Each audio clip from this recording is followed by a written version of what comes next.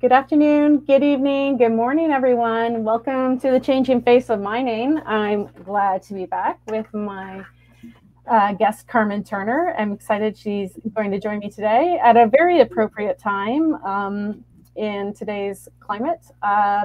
First, a land acknowledgement. I am currently joining you from the Mississauga and Anishinaabe territory, otherwise known as Peterborough, Ontario. And I talk a lot about knowledge having provenance. And today I was thinking about that again.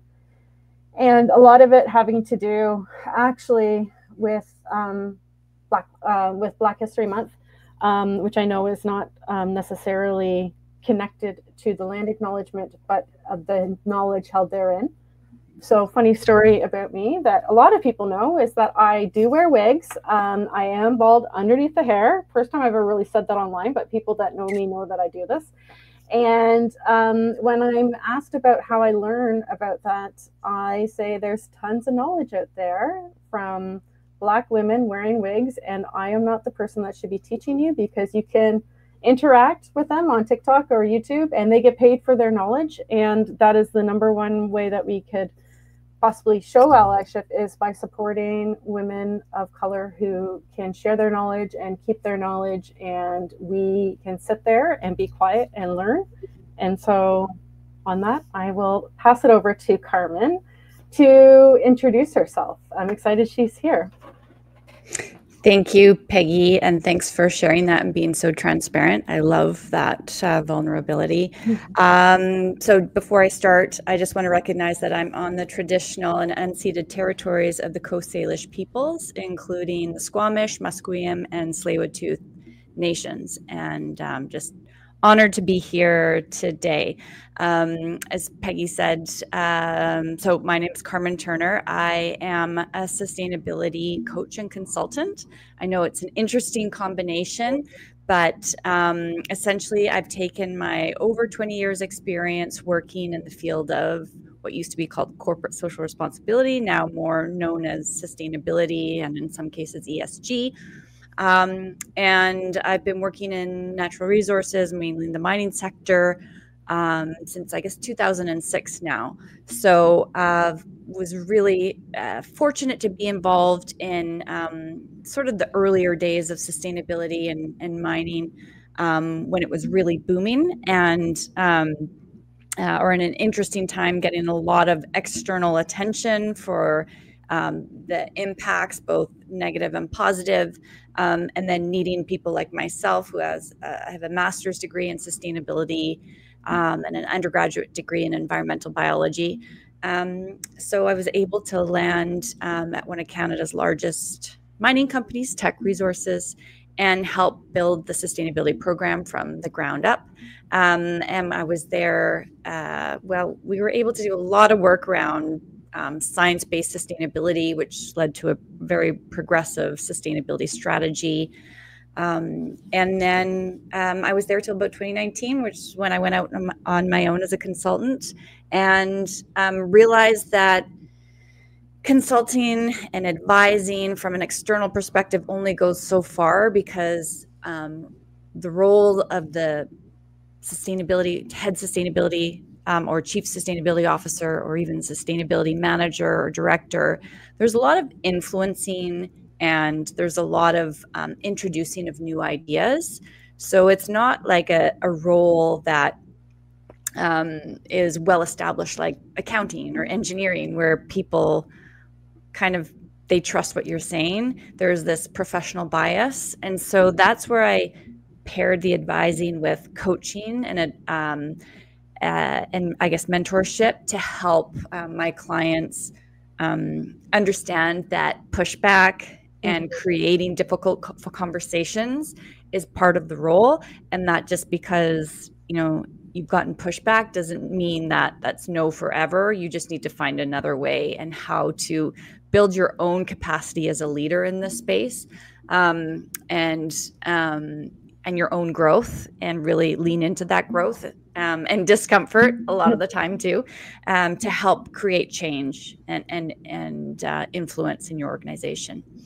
Yeah, that's a great introduction. I do forget, even though we work closely together, I do forget that you have that environmental biology background, because you will bring up biodiversity, but I know you as a sustainability advisor. Not that environment obviously comes into sustainability, but that hard science background as well to pair with the sustainability. Yeah. Yeah. I'm still so I focused on marine biology, and I was fortunate enough to finish off my undergrad at Bamfield Marine Station, which is a beautiful marine science education center for university students and post graduates to do their research off the west coast of Vancouver Island near Ucluelet.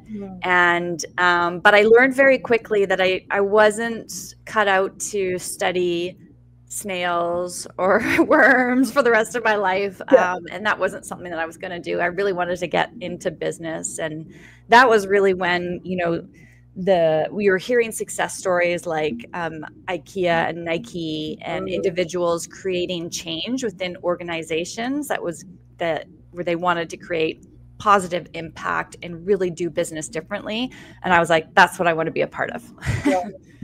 That's so cool. And that's really a core tenet to you, right? That one person can make so much change. And how do you bust through that, whether it's imposter syndrome or all that other stuff. But that's one of the things that I love about what it is you do, is that belief that one person can create a movement. It's true. And I was thinking about it this morning. It's about having the courage. All of this, like what we're going through now and what we've always gone through, is, do you have the courage to bring what you have to the table? And so that it's like an artist, right? Like being an artist requires you to overcome that fear. Of course, you have fear that you're doing something new, that you're putting something new out there. It's very, very similar to that. I have always taken the approach to sustainability from that science perspective, as you say. So the way that I explain that is, it's not about like doing things less bad, but really understanding transformation. And with mining, that goes perfectly, because we think in long term. Sustainability is all about long term. So we think, like we start with the end in mind, right? We think about mine closure from the very beginning. So and mines can have, life of mine like 50 plus years. So that, bringing that lens and then applying, well, what are the core concepts of a sustainable planet? We only have one planet. And what are kind of like the rules that we must live within to ensure that those systems are viable, that we don't pass those thresholds, but that also there's a safe and just place for humanity. And it's just so interesting how critical of a role that mining plays within that, what mining is going to play for the future too, and for that transition to a more sustainable society and a more just and equitable world. Like we all know that mining will be a huge part of that. So when you bring that perspective in, like if you think about what that was like, okay, 20 years ago, it's like a new way of thinking. And of course, it took courage to bring that conversation to a table, rooms mostly dominated by men and who were baby boomers. Yes. And not used to having that, who considered that these are the softer issues, that this is a softer side. But now it's about actually how do we continue to bring this into the conversation and the planning and the understanding that this is a core piece of business. It's not like no longer a nice to have or a virtue if a business, if a company has, community investment plan or goals, like really tying it back to how does it add value to the company. Yeah. And I think that's like, so when we started talking about this conversation, it was really around what's happening right now. Like, how are we working? There's a lot of organizations that are rolling back sustainability. They're not putting necessarily the same amount of resources behind it. And so there's a matter of like that stick-to-itiveness. Mm-hmm. How do you dig in and continue to, well, the name of the show is Aligning with Impact. So how do you continue to move forward to create that impact and creating that alignment when maybe there are external forces beyond your control that you could feel deflated and you're not feeling that same level of excitement that maybe we felt 3 to 4 or 5 years ago? How do you continue? Really? So listen, there's no question that we are getting pushback. We're being scrutinized. We're going through a harder time compared to just a few years ago when everyone, it seemed like, was getting on board, and like boards were asking for sustainability managers and directors to come forward with sustainability strategies and like, yes, net zero, let's get on board. How are we going to do that? And then it's like, oh, now we actually have to look at changing business practices, and like now maybe the markets aren't, rewarding that, and investors aren't asking for it, to the point where, we look at the jurisdictions where it's the opposite, and actually climate teams are being weaponized at like DEI and ESG, and now sustainability is next, right? Like it is happening. And on top of that, the lead up to this has been a huge, I think, overburden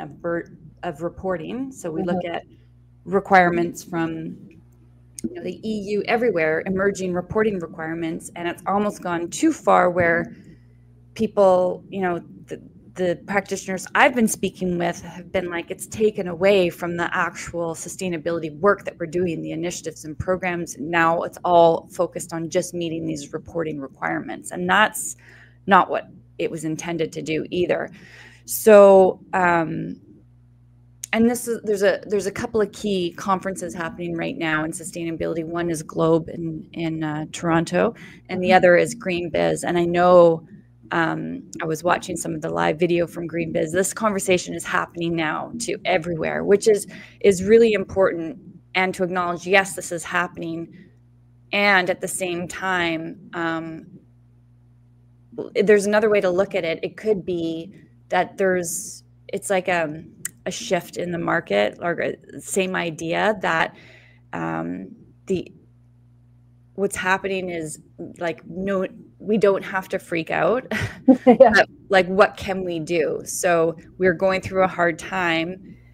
And do you want to decide, as somebody who gets to work in this space, you can give up, or do you want to be on the right side of history? Like if you look at it from a science perspective, just because we feel this way, because it's hard, because we have people in power who don't see the value in this, it doesn't mean that it's still not going to be needed. We still have the same problems. Yeah. It's not solved yet. We're not there yet. And the type of transformation that we're talking about is really intergenerational. It's not going to happen in a decade. Like, it's going to take time to create that transition. So I heard someone say that, well, in times of resilience, like, how do we respond then? Or sorry, in times of big challenges, how do we respond, and when we need to be resilient? And so one way is that you can look to nature at what does nature do when it needs to be resilient, when it's going through tough changes. And so you can look at different species. And so you look at like some insects who may change color to become like camouflage. They may physically change. And then you can look at like plants and like fungi, for example, where they actually, what they do in times of stress and challenge is, you'd think that they would be competitive for nutrients and resources and so on, but they actually support each other underneath the soil and build connections, and even warn each other of risks that are coming. nature is so amazing. Like, Yeah. what it can do is so cool. And when you told me that story before, I related that back to my DEI business. So when I started the DEI consultancy, I started it to diversify mining. And when it didn't take off, well, when it did like nothing, so much effort.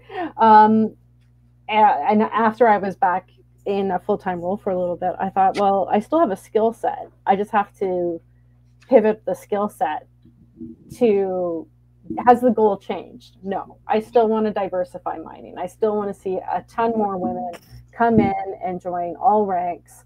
And so none of that has changed. So how can I apply my skill to the goal that I'm still reaching the goal, just in a different way? Yeah, I mean, and it's so funny because you may have beaten yourself up, I imagine, because you thought, oh, this is a failure. I didn't get what I wanted to. I didn't hit the goals that I wanted to or expected. Yeah. When it's like the only thing that's gone wrong is that you haven't hit the goal that you expected to, but yet now you've found something else. Like, how many companies have started out as one thing, but then became another? Like, just look at, like, I still remember when I signed up for the original Netflix, and I would send away for the DVDs to come in the mail. I'd rent them. Yeah. And it would take 2 weeks to get there, and I'd have to send them back. And it's like, it's totally different business model now, right? But nothing went wrong. That's just part of the game. Yeah, that's funny. I totally forgot about that. So, and there certainly are, there I would say bright spots, right? Despite some of the maybe upsetting or discouraging parts, there's definitely bright spots. Like, you have Costco that's not rolling back DEI. You have Mike Henry at BHP saying we're not doing anything with DEI, and there certainly has been, I don't want to say positive. There certainly has been correct responses from BHP to the current lawsuits against them, and as far as how do you address that, and you do it with respect and you do it with kindness. And so I think that there's tons of bright spots, but how do you coach people, whether it's practitioners or leaders, to stay that aligned to the impact that they want to have, right? Like, how do you, like, keep going? Like, how do you give them the tools? Say, well, the board is pushing back. They want me to cut everything. Or the practitioner saying to the leadership, this is what we need to do. And the leadership saying, no, we can't do that because we have to cut these programs.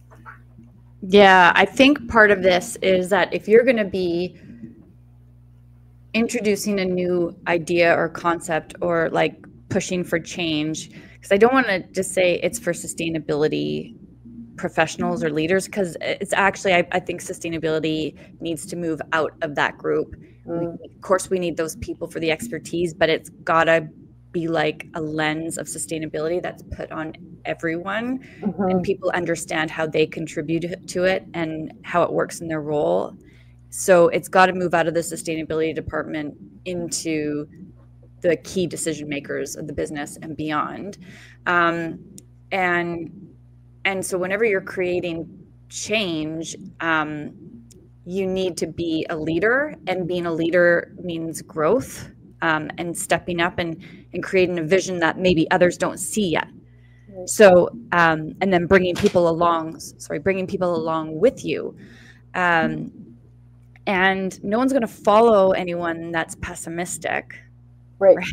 That's true. Yeah. And at the same time, it doesn't mean sugarcoating things and not being honest with where things are, but it's about not letting yourself and others indulge in whining or indulge in like the pessimism, right? So it's about really, if you're a leader, you're somebody who has a high emotional intelligence. And so when you're disappointed, you feel disappointed. When something doesn't go away, it's okay to feel negative emotions and feel terrible about it. but we rebound quicker when we allow ourselves to feel those emotions. And remember, like, it's usually not as bad as we think it is. Yeah. We tend to go to the worst case scenario. So making sure we have perspective on another point of view. And so it's like this, when I work with clients, I not only do I coach them, but I teach them how to coach themselves. Oh, okay. Very cool. So it's called self-coaching. So it goes even to like, stop looking for a mentor, be your own mentor, because only you, like, everyone is so individual, only you knows exactly what you want to do. So who is that future person that you're becoming? And what decisions would she make today? How does she think and act and behave? And what decisions would she make today if I were in her shoes, or she was here? I love that. Is that where your journaling comes in, that you are always? Yeah. So journaling is a great exercise because it can really force you to, we have thousands and thousands of thoughts in our heads running on a daily basis. And the thoughts are what cause our emotions. It's not the circumstance. People think it's a circumstance, but that's not it. It's actually what we think about the circumstance. And that will cause a certain emotion, which is a vibration. And vibrations these emotions pass over time. However, they also govern or like dictate the actions that we take. Right. Okay. So if we're feeling like, I'm feeling really disappointed, or I'm feeling really down about what's going on in the world, which is totally a valid feeling to feel. But if we wallow in that, then we're going to have emotions that are maybe overwhelmed, depressed, unstable, and the actions will be maybe inaction, or maybe procrastination. The opposite of having courage, we're going to shrink instead of like, but when we're aware of this and we're like, okay, I see what my brain is doing. It's telling me, giving me some thoughts that may not be completely true 100% of the time. So what's the other perspective of this? So the journaling helps you to see another perspective and attach the emotion to that, but it also helps you to create the emotions that you want, as well as the action and the result that you want to get. And that comes from your thoughts. And so the journaling can help you get to the thought that is going to get you into action that will be more impactful, where you'll feel a shift in energy, and then you'll have the courage to go make that action and get the result that you want. So it's all like very much based on like cognitive behavioral therapy. So, but it works. And so journaling, I mean, it's a great tool. It's not so much, and from my point of view, I don't use it so much to like break down what happened today.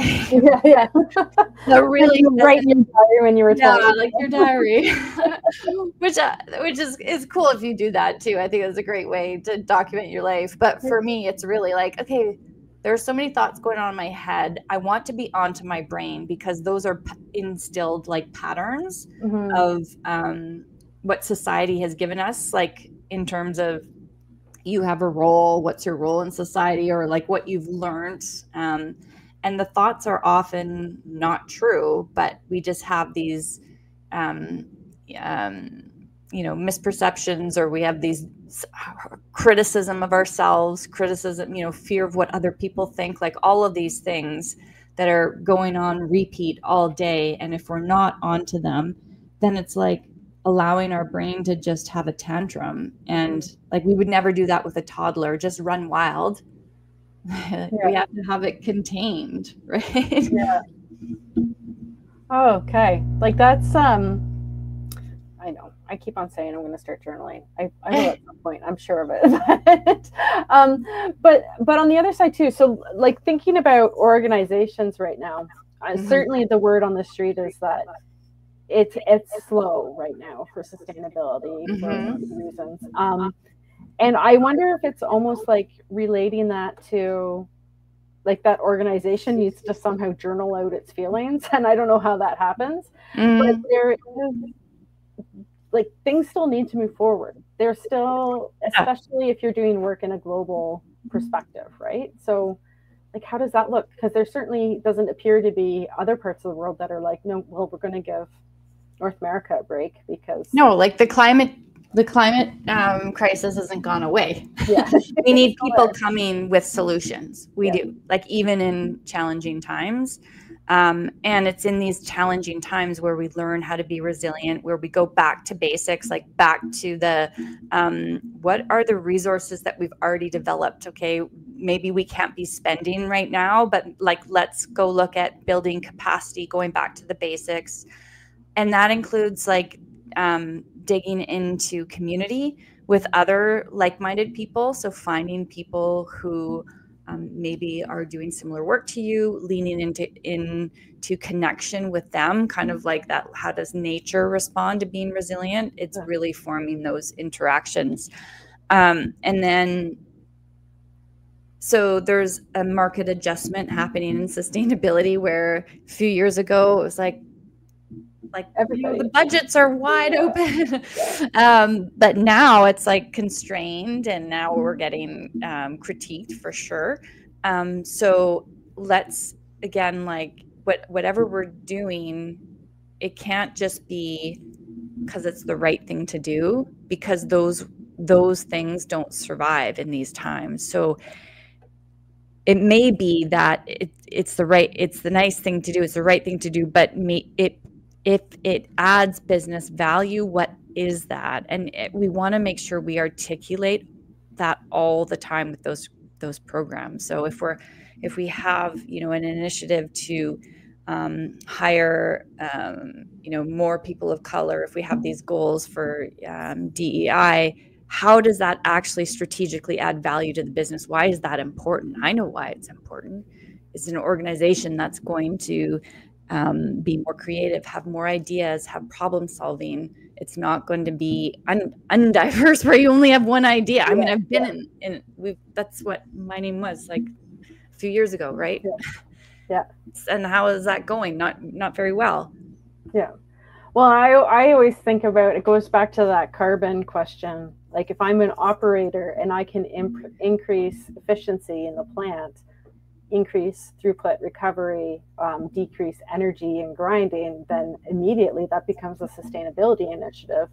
But it also is such a operational progress tool as well, because now you're I mean, what's the number one cost at most of these operations? Diesel, right? Get off diesel. How are we going to get off diesel? It's not going to happen overnight. It's not going to be one answer. So that's when then you lean into your experts in sustainability to help the engineers like understand, or to help the mill workers or whatever it is to put that lens on. And how do we develop like a process to look at different carbon reduction projects, for example? What does that look like? Yeah, and what's the upside for the business? How much more are you gaining in the metal or the life cycle? What's the cost abatement and all that? And then what's the process to develop so we can continuously, it's not like you do one look at different like you continuously need to be looking at improvements to reduce carbon.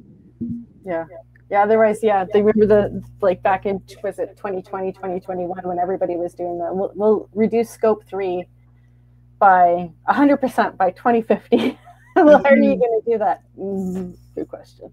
Yeah. You made a good story. There's a question here that I'm going to ask you. This came from Cassia Johnson. Do you think that mining is almost protected from the rollback of ESG and DEI because social license to operate originated from mining? Therefore, before these ideas went mainstream, and they're actually essential to acquire and maintain social license.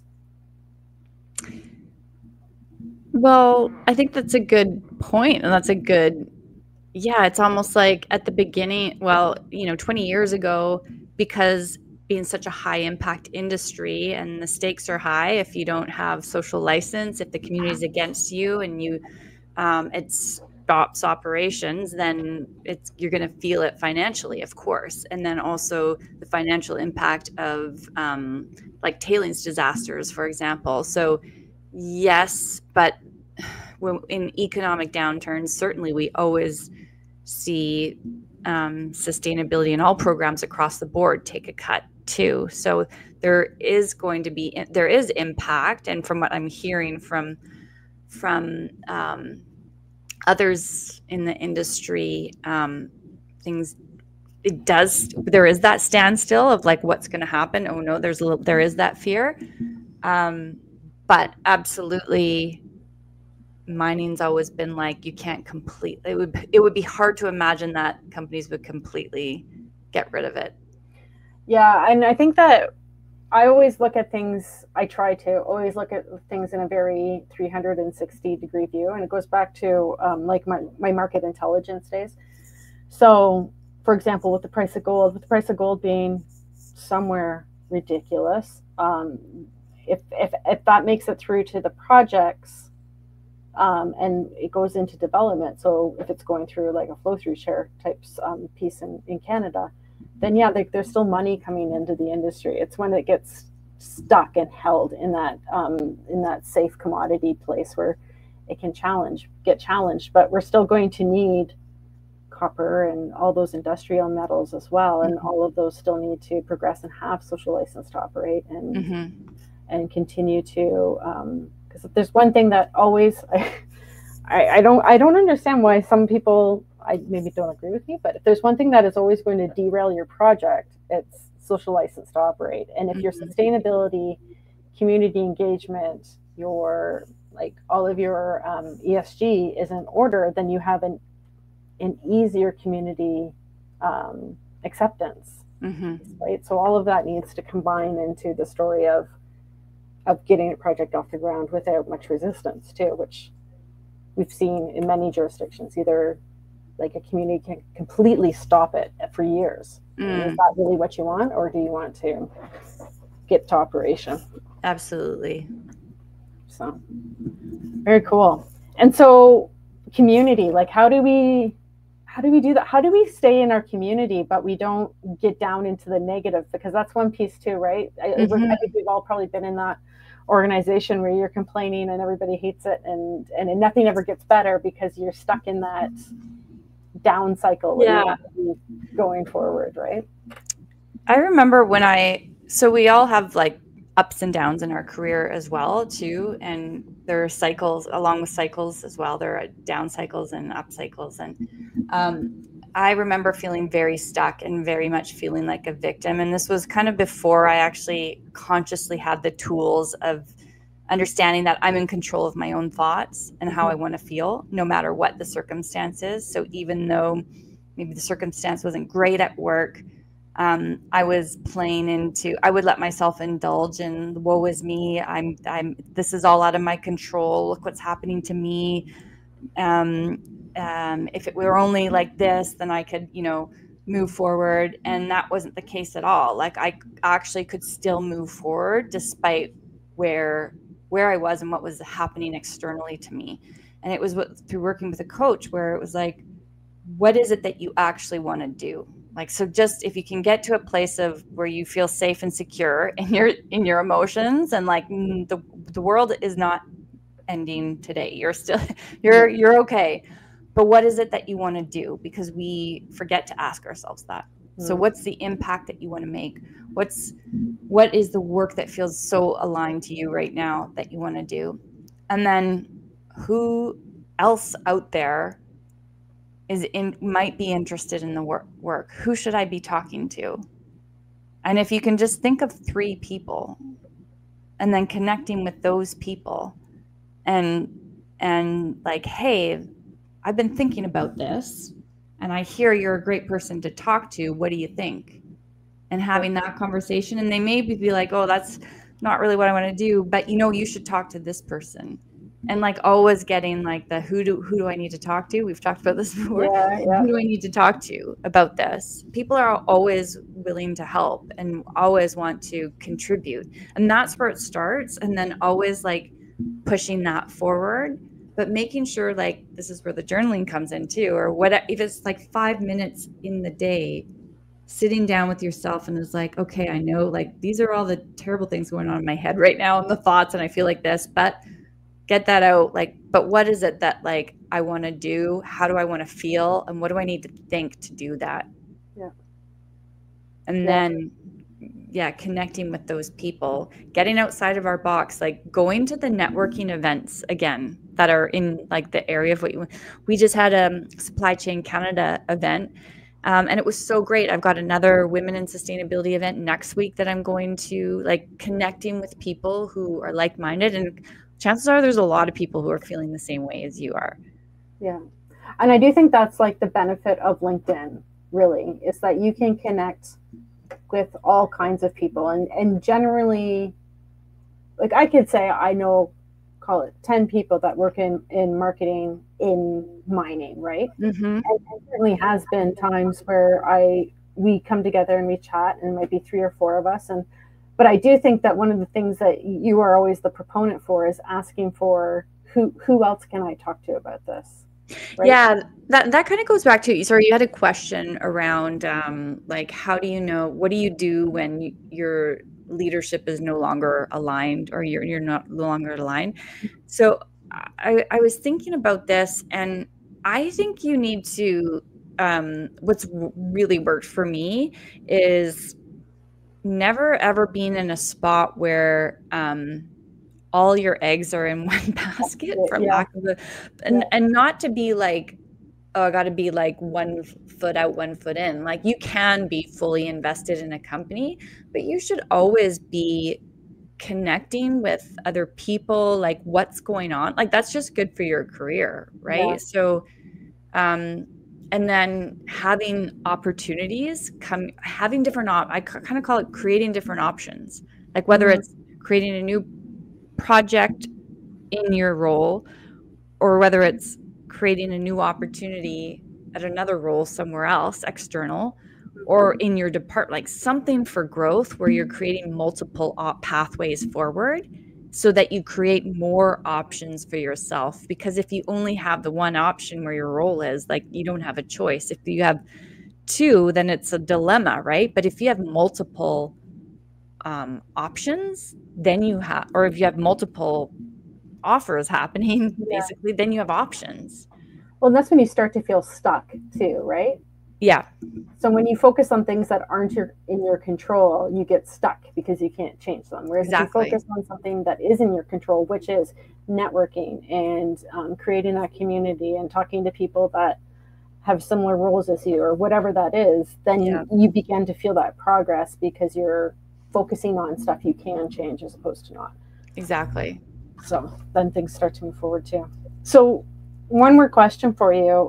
What would the Carmen of today tell the Carmen of 2006 when they were starting to get into mining and you were starting to go down the sustainability train? Okay, there would be 2 things I would tell her. I would say, number 1, you're not wrong. Oh, that's a good one. I like that one. I would tell myself that too. Yeah. People will try to make you feel wrong because they're kind of afraid of what you're saying and the ideas you're bringing. Number 2 is that it only takes one person to create change and to create a ripple. I love that. And so on that, tell me, like, where can people find you? What's we just did a lovely speaker profile. So Carmen's available to speak at all kinds of fun events about It Only Takes One Person. But where else can people find you?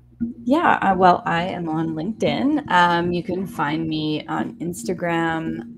My website is carmenbturner.com. I also have a podcast with Beth Brody called The Rebuild, and it talks about all the things we talked about today. And yeah, I feel free to reach out. I do one-on-one coaching as well as advisory work and sustainability. But I'm always happy to chat with anyone who this resonates with. I love it. Thank you so much for joining. Thank you. Thanks for having me. It was fun. Come back anytime. Okay. Thank you. Bye, everyone. Have a Take care. And we'll talk to you soon.